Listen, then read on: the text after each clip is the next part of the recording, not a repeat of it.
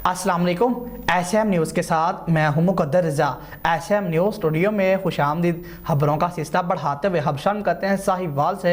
साहिवाल में ज़िला इंतज़ामिया की मिली भगत से सैफ पावर प्लांट की बदमाशियां अरोज पर। ऑयल टैंकर कादराबाद बगड़ी पुल मेन सड़क पर खड़े कर दिए कि जिसकी वजह से ट्रैफिक हादसात में ख़तरनाक हद तक इजाफा और अहले इलाका को जिसकी वजह से आने जाने में शदीद परेशानी का सामना करना पड़ रहा है। मज़ीद सूरत हाल से आगाह कर रहे हैं हमारे नुमाइंदे इरशाद अहमद। जी इरशाद, आगाह कीजिएगा इस हवाले से।